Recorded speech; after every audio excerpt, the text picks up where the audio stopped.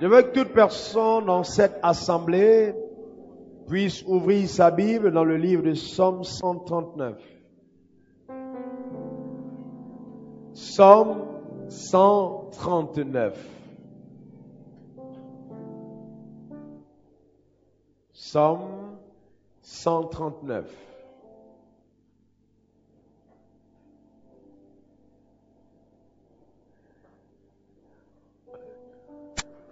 Verset 16. Je vais compter jusqu'à 3 et on va lire ensemble. Vous y êtes? Psaume 139, verset 16. 1, 2, 3. Quand je n'étais qu'une masse informe, tes yeux me voyaient.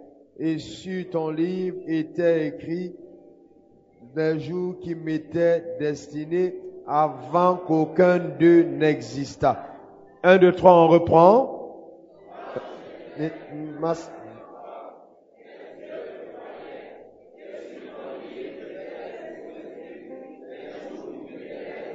Une fois encore, 1, 2, 3.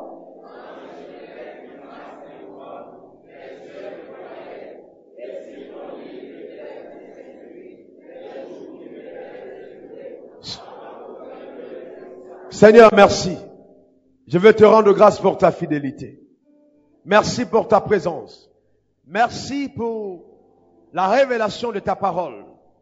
Seigneur, je crois que quiconque écoutera ce message sera bouleversé et changé par lui.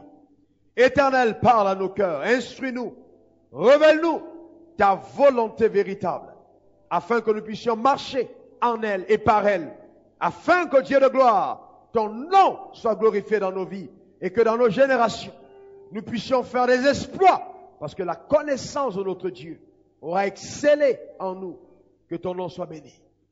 Merci Seigneur, car aucune puissance ennemie, aucune force de Satan s'opposant à la manifestation de ta gloire dans les cœurs ne pourra atteindre son but, car maintenant je commande à ces forces de libérer l'entendement de chaque personne au nom puissant de Jésus, et que la révélation de la parole, cet esprit de sagesse et de révélation, s'attache à chaque cœur.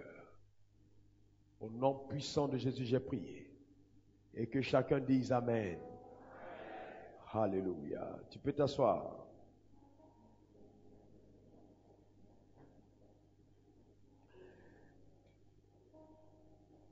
David dit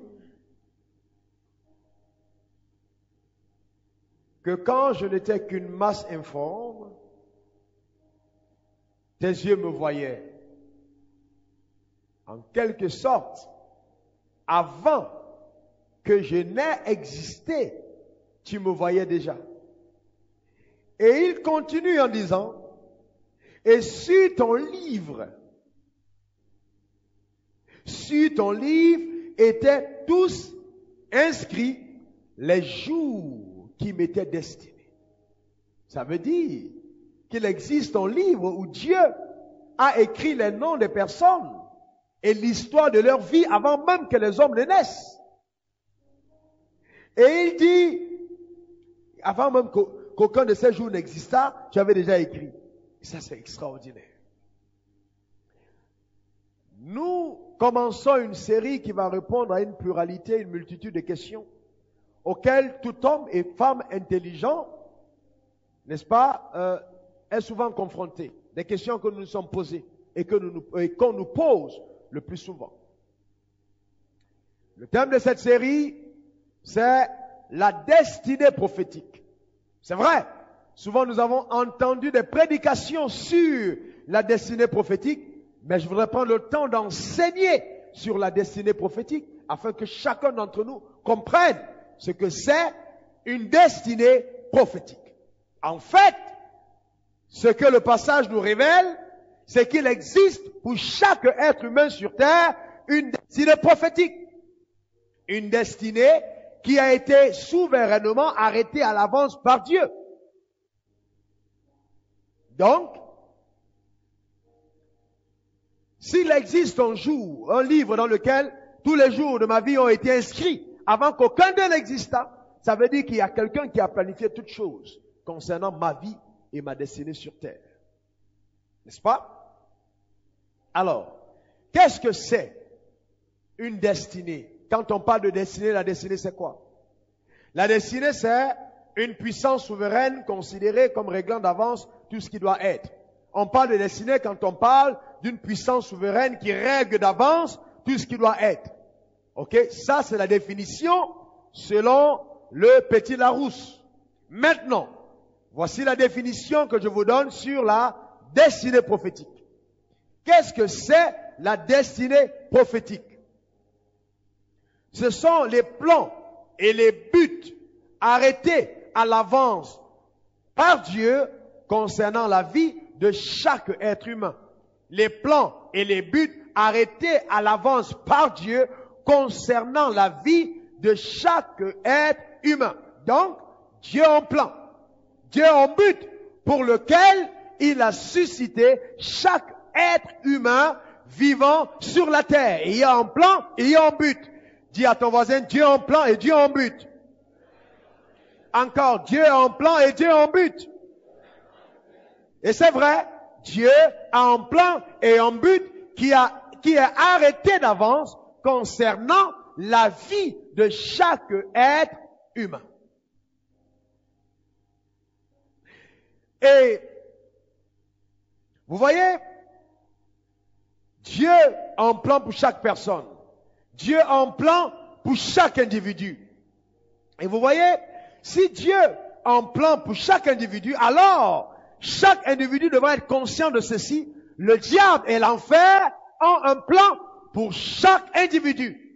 Et le plan et le but que l'enfer a pour chaque individu, c'est d'empêcher chaque individu vivant sur terre d'accomplir les buts et les plans de Dieu pour sa vie.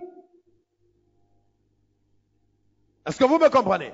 Donc, le rôle de Satan, le rôle de l'enfer, le rôle des ennemis, c'est d'empêcher la manifestation des plans et des buts de Dieu concernant la vie de chaque être humain.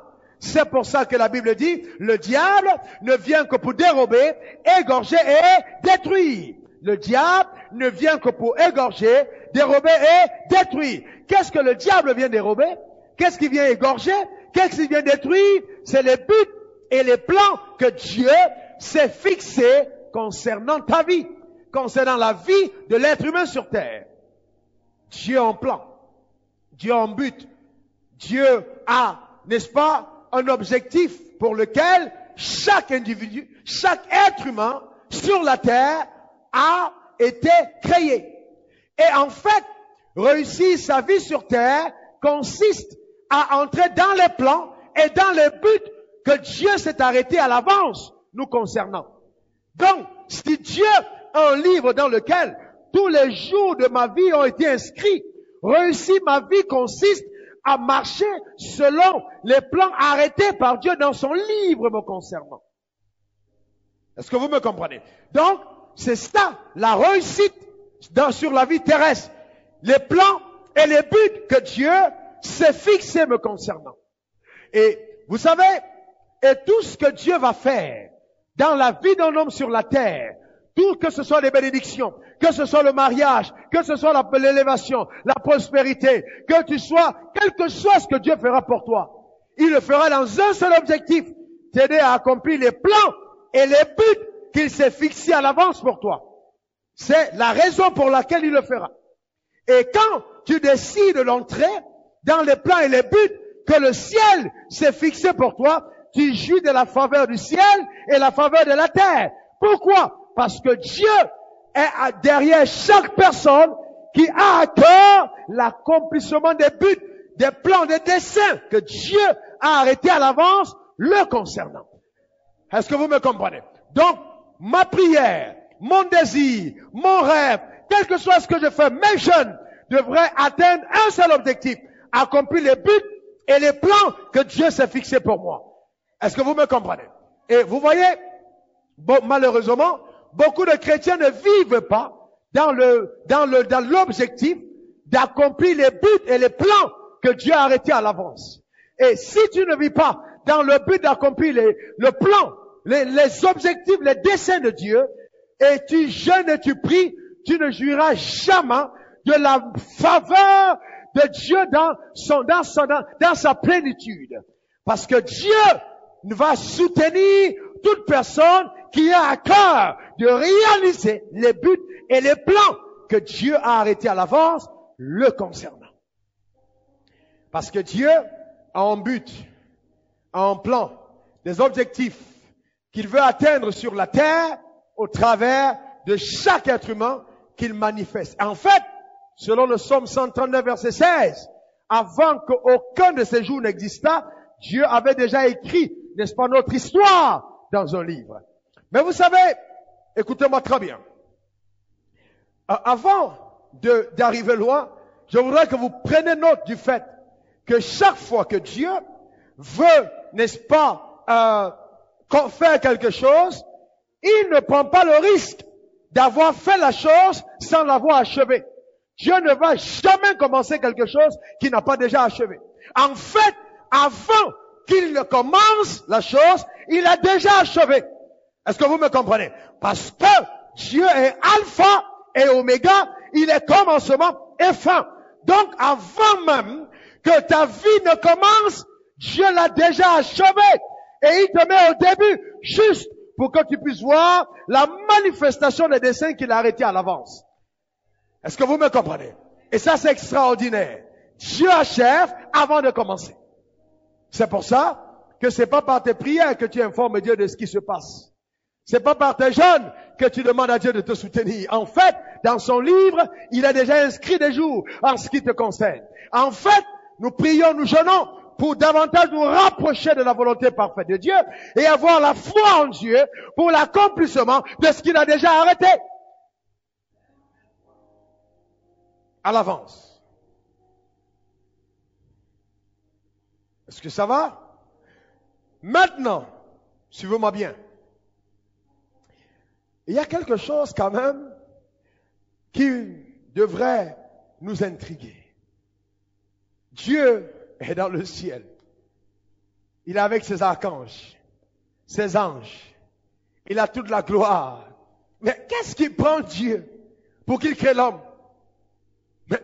Mais qu'est-ce qui a pris Dieu pour que Dieu crée l'homme? Est-ce que Dieu était déjà épanoui dans le ciel? Dieu n'a pas besoin de l'homme pour être ce qu'il est. Mais pourquoi est-ce que Dieu a la pensée de créer l'homme? Nous devons souvent nous poser cette question. Mais Seigneur, pourquoi est-ce que tu as eu besoin de moi? Avec tout ce que tu as. La terre et tout ce qu'elle renferme t'appartient. Tu pouvais te priver des hommes et puis laisser les lions être avec toi, même puisque même les oiseaux des champs t'adorent. Donc, ça veut dire que tu pouvais te passer de l'être humain. Mais pourquoi? Qu'est-ce qui t'est arrivé pour que tu penses homme?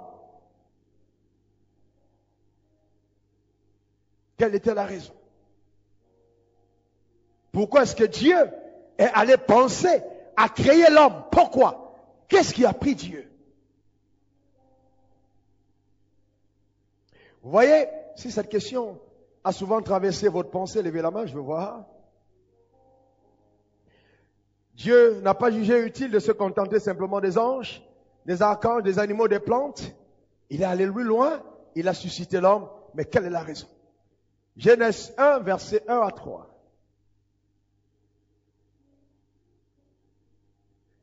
La Bible dit, au commencement, Dieu créa les cieux et la terre. Répète après moi, au commencement, Dieu créa les cieux et la terre. Encore au commencement, Dieu créa les cieux et la terre.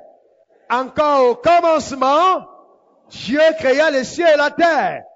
Je voudrais que vous observez que Dieu n'a pas jugé utile de vous expliquer comment lui-même il a commencé. Il a jugé utile de vous expliquer comment le monde dans lequel on se trouve a commencé. Mais avant le commencement, Dieu était déjà là. C'est Dieu qui a commencé le commencement et qui mettra fin à la fin. Donc, il est suprême au-dessus de tout. Et il nous dit, dans sa parole qu'il nous a donnée, au commencement, Dieu créa les cieux et la terre. Mais au deuxième verset, la Bible dit, la terre était informe et vide. Il y avait des ténèbres à la surface de l'abîme et l'Esprit de Dieu se mouvait au-dessus des eaux. Dieu dit que la lumière soit et la lumière fut. Mais observons ceci. Au commencement, qui a créé? Qui a créé? Dieu a créé quoi? Le ciel est là et la terre. Vous savez, chaque créateur a une marque qui donne à sa chose de ressembler, n'est-ce pas, à ce qu'il fait. Quand vous regardez les Mercedes, il y a son insigne. Volkswagen a son insigne. Vous voyez des tailleurs, chacun a son insigne quelque part pour laisser la griffe. Parce qu'en fait, la création révèle le créateur. Et plus on est fort, plus ce qu'on a créé révèle la grandeur de ce que nous sommes. C'est pour ça que certaines chemises sont plus cotées que d'autres. Parce que c'est tel créateur qui l'a fait et il est reconnu pour son expertise et sa qualité de travail. Est-ce que vous me comprenez? Mais maintenant, Dieu a créé le premier. Le premier, Dieu crée. Il crée le ciel, il crée la terre, les cieux et la terre. Maintenant, la Bible dit que la terre était informe et la terre était vide. Il y a quelque chose qui ne va pas. Parce que si Dieu crée, ce que Dieu a créé ne peut pas ne pas avoir de forme. On est d'accord là-dessus? Parce que si Dieu crée quelque chose, la chose devrait avoir la forme. Pourquoi je dis ça? Parce que la Bible dit que Jésus a fait toutes choses excellemment et tout dans la maison de l'Éternel s'écrit gloire. Parce que tout ce que Dieu fait est glorieux. Donc si c'est informe et vide et qu'il y a des ténèbres sur la terre, c'est certainement une œuvre qui n'appartient pas à Dieu. C'est certainement quelque chose qui existe là, entre le premier et le deuxième verset, que la Bible ne nous a pas montré. Parce que c'est impossible que juste après que Dieu a créé, la terre soit informe et la terre soit vide. Il y a quelque chose qui s'est passé. Pour que la terre soit informe, pour que la terre soit vide, pour qu'il y ait des ténèbres. Et nous savons que Dieu est lumière. Donc, il n'y a en lui aucun nombre de variations. C'est impossible de trouver en Dieu des ténèbres. Donc, c'est impossible de trouver en Dieu, ou alors sur ce que Dieu a créé, des ténèbres. Parce que les ténèbres ne sortent pas de Dieu. Qu'est-ce qui s'est donc passé entre le premier verset et le deuxième? Qu'est-ce qui est arrivé pour que ce que Dieu a créé puisse ne pas avoir de forme? Ézéchiel 28, versets 15 à 18. Ézéchiel 28, versets 15 à 18. Dis Seigneur, révèle-moi ta parole. Parle-moi de tes mystères. Ézéchiel 28, versets 15 à 18. La Bible dit, est-ce que ça va? La Bible dit, tu as été intègre dans tes voies depuis le jour où tu fus créé jusqu'à celui où l'iniquité a été trouvée chez toi. Par la grandeur de ton commerce, tu as été rempli de violence et tu as péché. Je te précipite de la montagne de Dieu. Je te fais disparaître, chérubin protecteur, du milieu des pierres étincelantes. Ton cœur s'est élevé à cause de ta beauté. Tu as corrompu ta sagesse par ton éclat. Je te jette par terre. Je te jette par terre. Je te jette par terre. Je te livre en spectacle au roi. Je te jette par terre. Je te livre en spectacle au roi. Souvenez-vous que la Bible dit Dieu a créé les cieux et la terre. Et ici, Dieu s'adresse à quelqu'un disant, je te jette par terre. Je te livre en spectacle au roi. Alors, revenons dans Ésaïe 14. Ésaïe 14.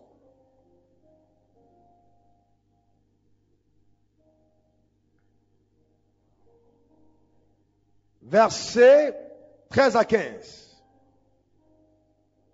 On va bien comprendre ce qui s'est passé. Ésaïe 14, verset 13 à 15. Je vais lire. Tu disais en ton cœur, je monterai au-dessus du ciel. Je lèverai mon trône au-dessus des étoiles de Dieu. Je m'assiérai sur la montagne de l'assemblée à l'extrémité du septentrion.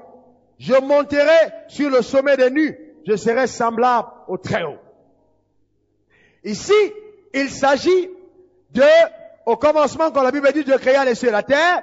Et là, il s'agit, n'est-ce pas, de ce qui s'est passé avant que la terre ne soit informe et ne soit vide. En fait, au commencement, quand Dieu a créé les cieux et la terre, Dieu régnait dans sa gloire. Et le gouvernement de Dieu était constitué de 3 départements ministériels très importants. Il y avait un ministre d'État chargé de l'armée, appelé Archange Michael, qui dirigeait le 1/3 des anges de Dieu.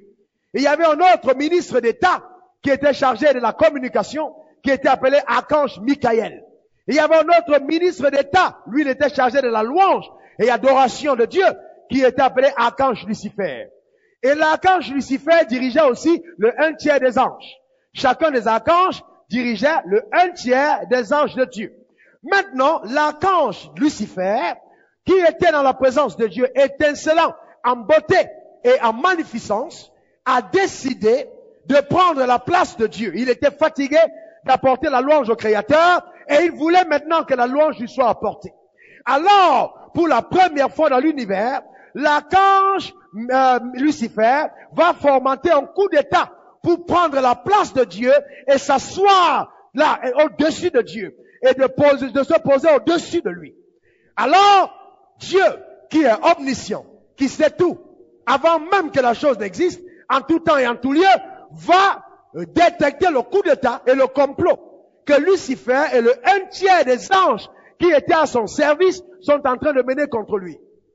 Et donc, Lucifer, n'est-ce pas, va être convoqué par Dieu, qui est au-dessus de tout. Et il va dire à Lucifer, qu'est-ce qui t'a piqué? Tu étais étincelant dans ta beauté, rayonnant de gloire. Au-dessus de mes archanges, j'étais établi.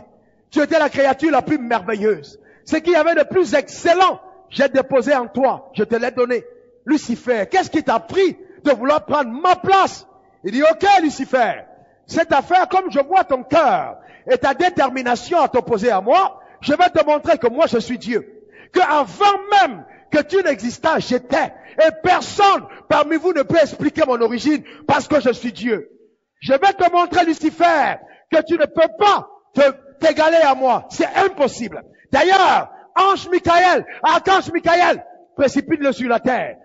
Bon, Dieu dit à Lucifer, je ne suis pas dit, moi, Dieu, de régler avec toi direct à direct. Tu es trop petit pour moi. Je ne viendrai pas me bagarrer avec toi. C'est pas possible. Je vais juste prendre un parmi toi pour te montrer que c'est pas parce que tu étais bon que tu étais plus fort. Et il y a l'ange Michael, le commandant en troupe de mon armée, qui va te précipiter sur la terre. Et il dit à Lucifer, Lucifer, écoute-moi bien. De la terre, ton problème sera réglé.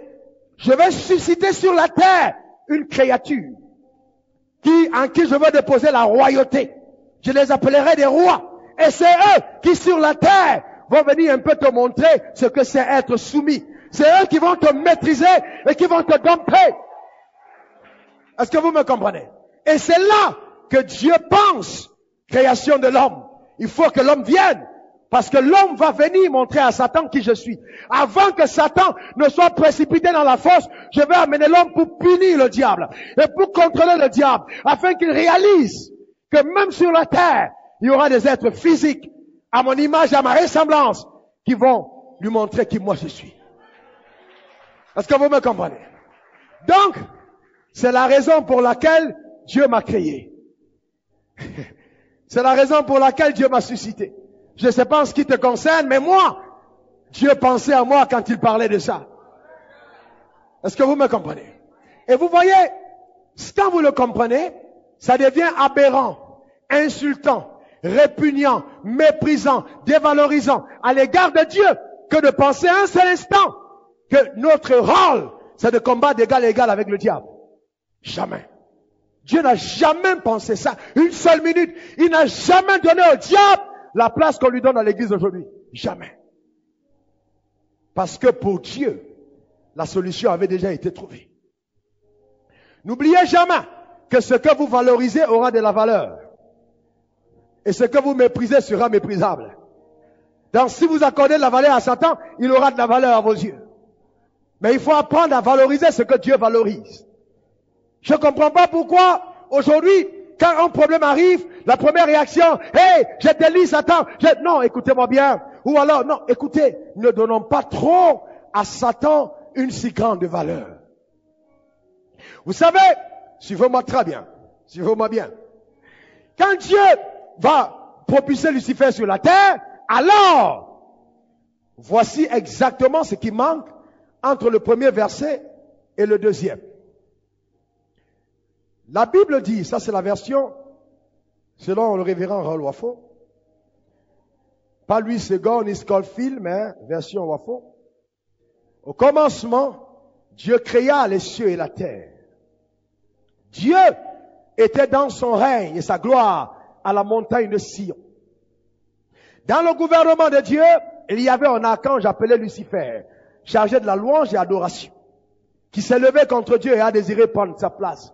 Mais Dieu n'a pas jugé utile de régler ce problème dans le sanctuaire de sa gloire et de sa présence. Alors, il est venu à Dieu l'idée de susciter une autre créature sur la terre, où Lucifer et ses anges ont été précipités afin de démontrer à Lucifer quelle était la force que Dieu pouvait incarner dans ses actions. Alors, Lucifer et ses démons furent précipités. En ce moment-là, la terre devint informe et vide, et il y avait des ténèbres à la surface de l'abîme. Et l'Esprit de Dieu descendit sur la terre et commença à se mouvoir au-dessus des eaux. Dieu dit que la lumière soit, paf, et elle fut. Et Dieu vit que la lumière était bonne, et il sépara la lumière d'avec les ténèbres. Ce fut le premier jour. Et donc, Dieu a commencé à manifester sa gloire sur la terre, à créer, à mener en manifestation sur la terre la création. Au moment de susciter les plantes, Dieu créa, n'est-ce pas, au moment, il parla à la terre, et la terre, paf, produisit des plantes. Au moment de créer des poissons, il parla à l'eau, pouf, l'eau sortit des poissons. Et au moment de manifester la créature, celle qui devait infliger à Satan sa correction, Dieu ne vit aucun objet terrestre à même de produire cette créature. Et le conseil de Dieu siégea. Dieu le Père, Dieu le Fils, Dieu le Saint-Esprit. Et il disait, quelle est la matière à partir de laquelle l'homme sera produit? L'or ne trouva pas de valeur aux yeux de Dieu. Le diamant ne fut pas si précieux pour produire l'or. Alors Dieu décida, malgré toutes les ressources, d'utiliser la matière qui est lui-même, de sortir l'homme, oh my God, de lui-même.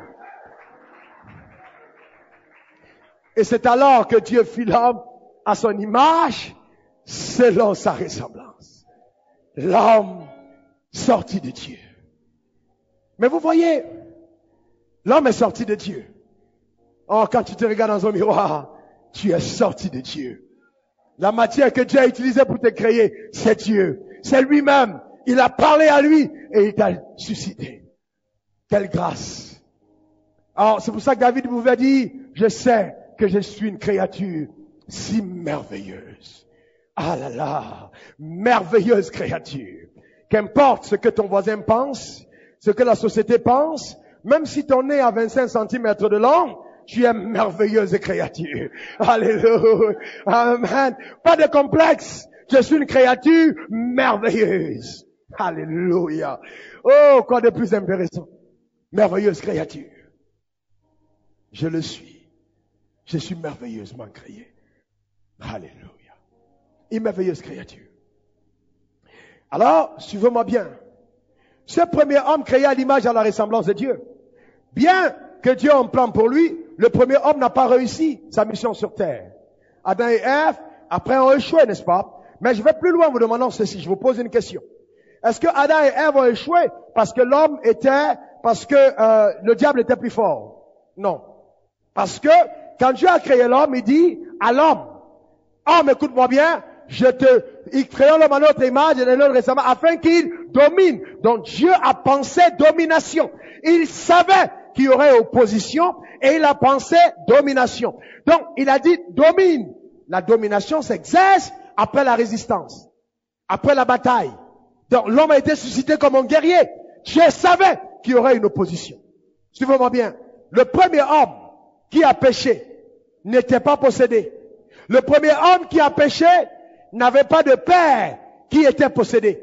Et si vous dites, la raison pour laquelle j'échoue, c'est parce que mon père était pécheur, alors vous voulez dire que Adam n'avait pas de raison d'échouer.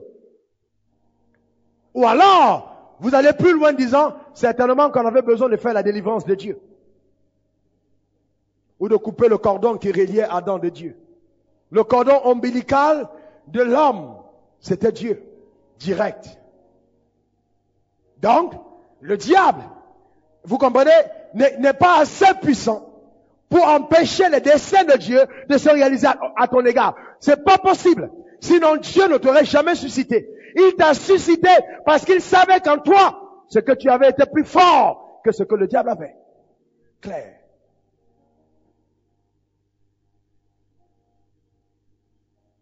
C'est la raison pour laquelle il t'a suscité.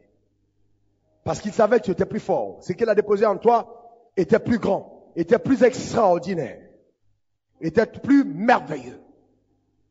Maintenant, suivez-moi bien. Voilà la raison. Voici la raison pour laquelle Adam et Ève ont eu des problèmes. Parce qu'ils n'ont pas compris ce que je vais t'enseigner maintenant. Pourquoi est-ce que, quand Dieu crée l'homme, il envoie l'homme sur la terre? Parce que, au ciel, Dieu a eu un problème avec Lucifer. Quand Lucifer a quitté le ciel et est descendu sur la terre, il y a eu une transformation de Lucifer en Satan à cause de son caractère et non à cause du caractère de Dieu. Suivez-moi bien. Dieu peut t'avoir créé merveilleuse et tu finis maléfique. Satan, démon possédé par quoi que ce soit. Parce que tu auras devenir ce que tu veux devenir. Dieu n'a pas créé l'homme pour qu'il soit au repos entre les mains de Dieu. Non, mais avec un libre arbitre.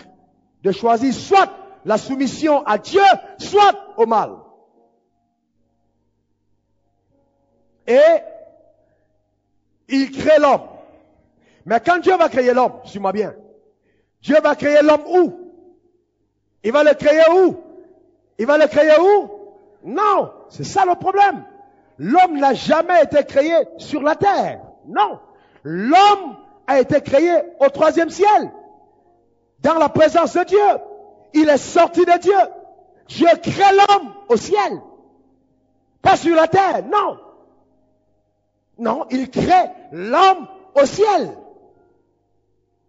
Il le crée à son image. Il le crée à sa ressemblance. Et vous voyez, Dieu est omniscient. Il sait tout. Et donc, le moment d'amener l'homme sur la mission, là où l'homme devra rester, Dieu prend le soin de préparer l'environnement où l'homme va rester. Parce que le problème a eu lieu où? Le problème a eu lieu où? Hein? Où?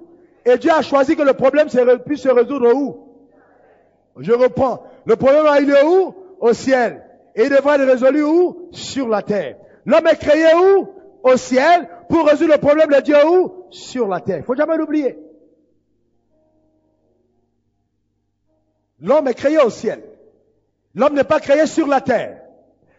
L'homme a existé avant de naître. Parce que vous devez faire la différence entre le moment où je suis créé et le moment où je nais. Parce que beaucoup de personnes croient qu'ils ont commencé à exister le jour où ils sont nés. Et c'est pour ça que le psaume 139 nous dit, tu me connaissais avant même que je ne sois une masse informe. Donc, avant même que je ne sois dans le ventre de ma mère, comme ce fut adressé à Jérémie, je te connaissais. Donc, on a existé avant que le monde ne nous voie. Avant que ton père et ta mère ne te voient, tu existais. Et tu devras être conscient de ton existence avant ta naissance. Est-ce que ça va? Dans le futur enseignement, je vous montrerai quels sont les critères qui ont poussé Dieu à t'amener à être noir et non blanc, ou blanc et non métis, ou métis et non jaune? Pourquoi le chinois est chinois et l'américain n'est pas chinois? Et le noir est africain et il n'est pas européen? Quels étaient les critères de sélection pour que Dieu envoie chacun de nous dans une race précise? Depuis Sam Japheth, montrait depuis Noé à la sortie de l'âge comment la replanification terrestre a été effectuée par Dieu.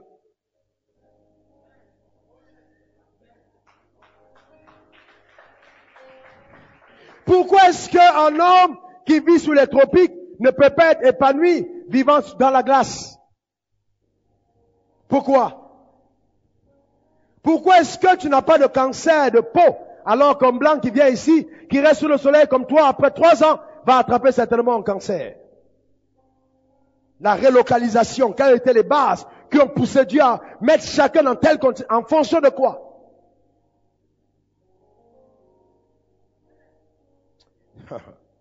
Et donc, suis-moi bien, Genèse 1, verset 26, 27, 28, on va entrer dans Genèse, ok, on y reviendra plus tard.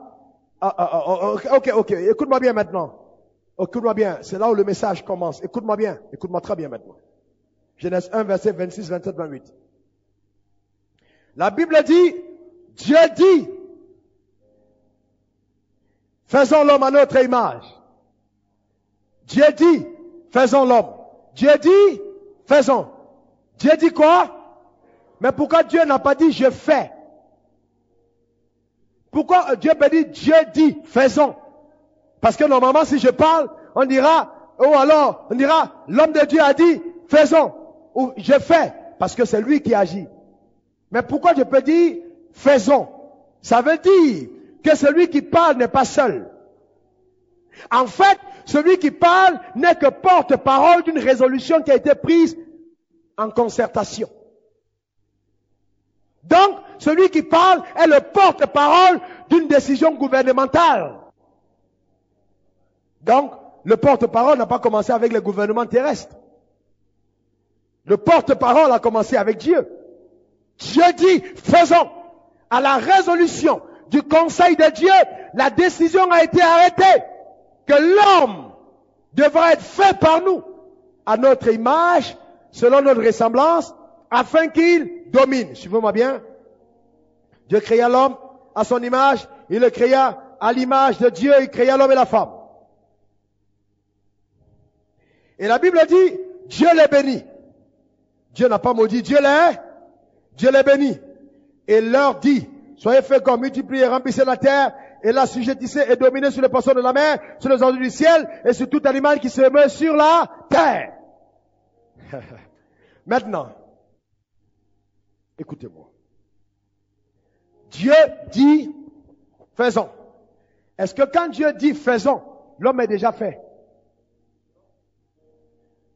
Oh, allons-y, soyez intelligents. Quand Dieu dit faisons, est-ce que l'homme est déjà fait? Si je dis, je vais fabriquer le paquet de lotus, est-ce que le paquet de lotus est déjà fabriqué quand je pense le fabriquer? Non, pas encore. Est-ce que vous me comprenez? L'homme, Dieu pense, il dit, faisons l'homme à notre image, selon notre ressemblance. Et il dit, faisons. Mais il dit, afin qu'il domine. Mais quand Dieu pense faire l'homme, l'homme n'est pas là. L'homme n'est pas au courant des intentions de Dieu à son égard. Est-ce que vous êtes d'accord avec moi? Et je vais plus loin. Quand un mari aime sa femme, ce n'est pas automatique que la femme sache que le mari l'aime. Si le mari n'a pas dit, la femme ne saura pas. Si la femme n'a pas dit, le mari ne saura pas. Et en plus, au-delà des paroles, il faudra que les actes qui correspondent à ce qui a été dit se posent pour que la vérité s'établisse dans le cœur. Dieu dit, faisons. Mais c'est ce que Dieu a pensé. Je pense qu'il faut que l'homme domine. Je pense qu'il faut que l'homme soit à mon image. Mais maintenant, quand le diable arrive, qu'est-ce qu'il dit à la femme? Le jour où tu mangeras de ce fruit, tu seras comme, oh my God, tu seras comme Dieu. Maintenant, je vous pose une question. Dieu dit, faisons l'homme à l'image de qui? À qui? À qui? Il dit, faisons l'homme et la femme à notre image. Je crois que si la femme avait gardé l'intention de Dieu à sa création, la séduction n'allait pas être facile. Parce que Dieu dit, faisons l'homme à notre image. Donc, l'homme était déjà à l'image de Dieu. On est d'accord? Et le diable arrive et il dit, si tu manges de ce fruit, tu seras comme Dieu. Mais comment est-ce que l'homme a été créé? Comme Dieu. Mais qu'est-ce qui se passe pour que de la création à la naissance, à la manifestation, à la formation terrestre, l'information a été oubliée? Le problème des chrétiens, même aujourd'hui, c'est qu'on oublie ce que Dieu a pensé à notre égard avant qu'on ne vienne. Une fois que tu l'oublies dans le naturel, tu ouvres la porte à Satan. Parce qu'une fois que tu oublies ce que tu es, le diable te prendra, il aura avantage sur toi. Est-ce que ça va? La femme ne s'est pas souvenue qu'elle était déjà comme Dieu. Elle a pris le fruit et elle a mangé pour devenir comme Dieu, alors qu'elle était déjà. Est-ce que ça va? Elle était déjà comme Dieu, n'est-ce pas? Oh, je te donnerai la puissance, je te donnerai l'ancien, je te donnerai l'argent, je te donnerai si. Tout ce que le diable te propose, c'est parce qu'il sait qu'il a été dit cette chose à ton égard quand Dieu voulait te créer. Le diable ne peut rien te donner. Rien. Rien, rien et rien. Tout don parfait vient du Père de lumière. Est-ce que vous me comprenez? Maintenant, suivez-moi bien. Au verset 27, qu'est-ce qui se passe? Dieu crée l'homme et la femme. Et la Bible précise que Dieu créa l'homme et la femme. Dieu crée l'homme et la femme. Et Dieu les bénit. Quand Dieu a béni, il a béni qui? Oh my God, est-ce que vous êtes là ce matin? Comment on ne dirait pas qu'on est au temple de la foi, où la parole est enseignée tout le temps. Alléluia. Dieu a créé qui et qui? L'homme est là. Et quand il a béni, est-ce que la Bible dit Dieu le bénit? Dieu a béni qui? Les deux, n'est-ce pas? Dieu les a bénis. Et Dieu leur a dit, soyez féconds. On ne peut pas dire à une personne, sois fécond, on dit toujours à deux. C'est pour ça qu'il ne faut jamais prier pour une femme seule qui dit, je veux un enfant. On le fait avec une autre personne. Hein?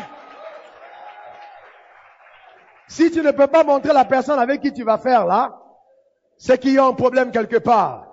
Parce que quand Dieu relâche sa bénédiction, il faut que les deux soient là. Est-ce que ça va? Est-ce que vous me comprenez? Un jour, je suis allé prier dans une église et j'ai dit, oh, maintenant il y a une grâce ici, Dieu va donner des enfants aux femmes. 17 femmes sont venues.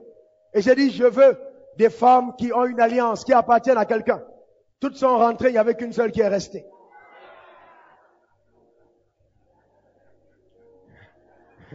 Est-ce que vous me comprenez? Une seule est restée.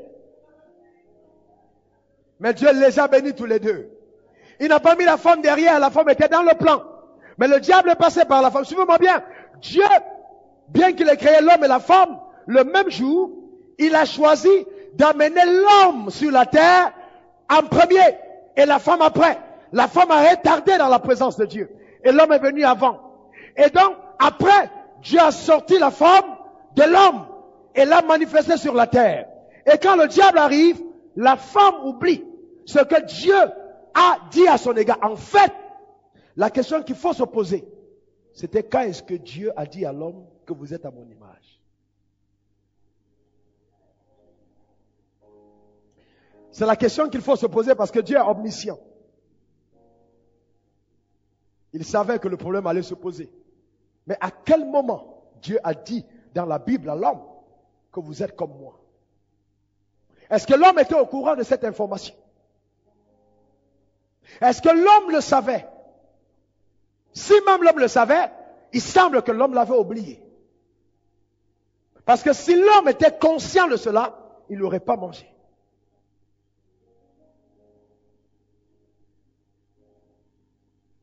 Est-ce que ça va? Maintenant, allons-y plus loin. Dis, révèle les mystères. Enseigne la parole. Parle à mon âme.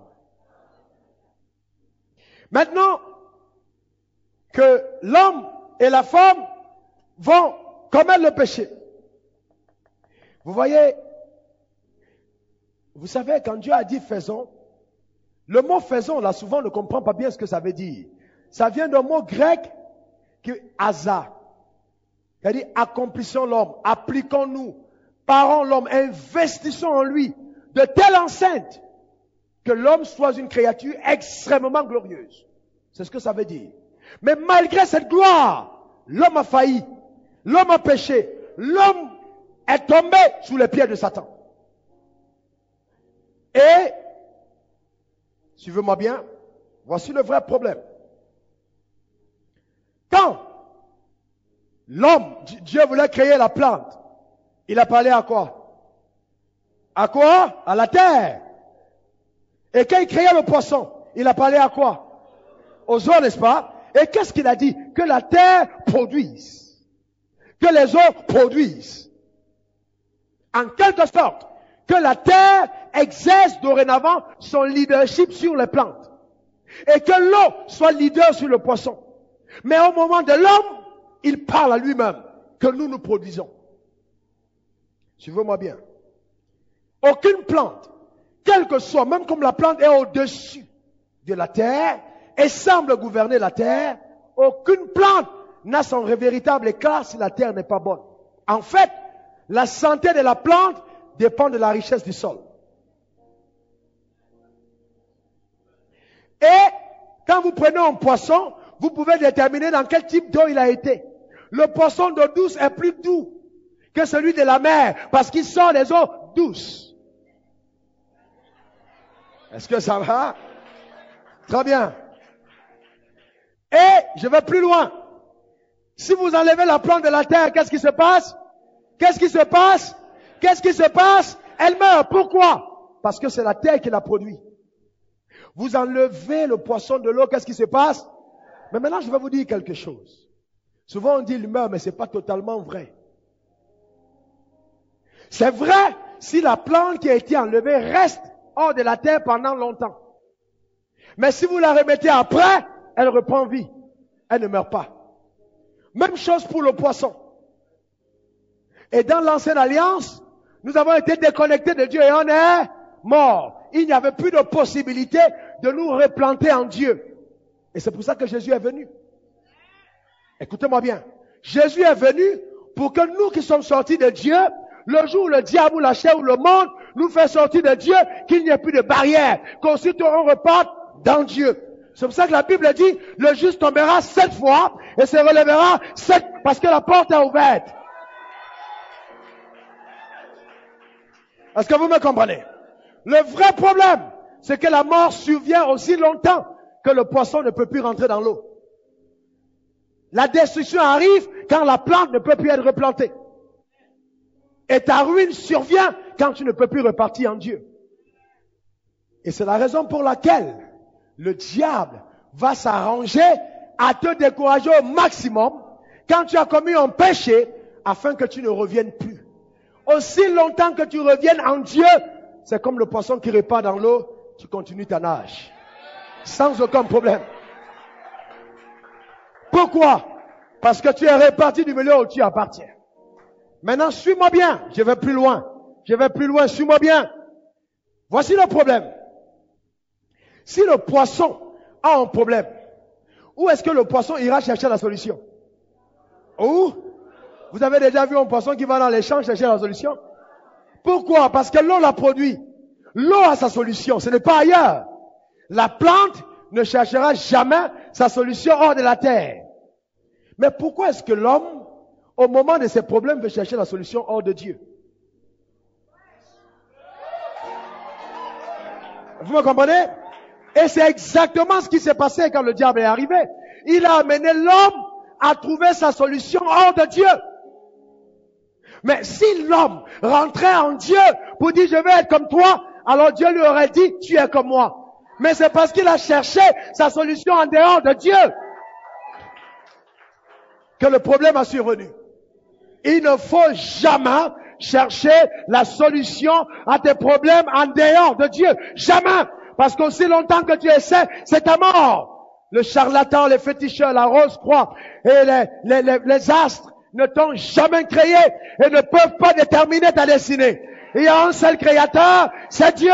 C'est la seule personne de déterminer qui tu es.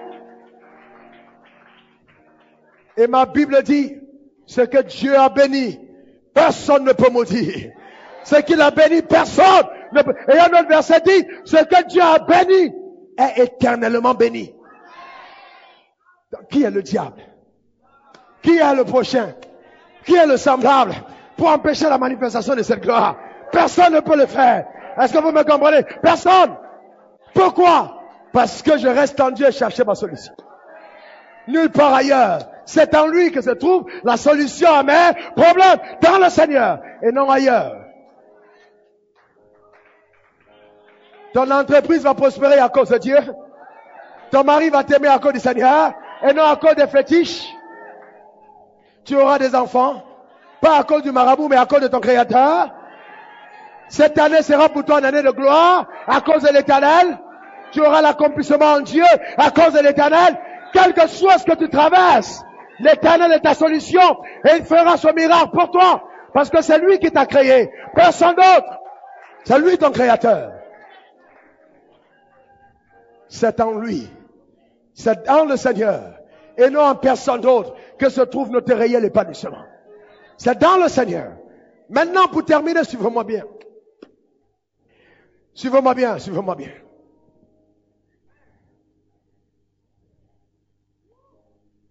Nous dépendons de Dieu.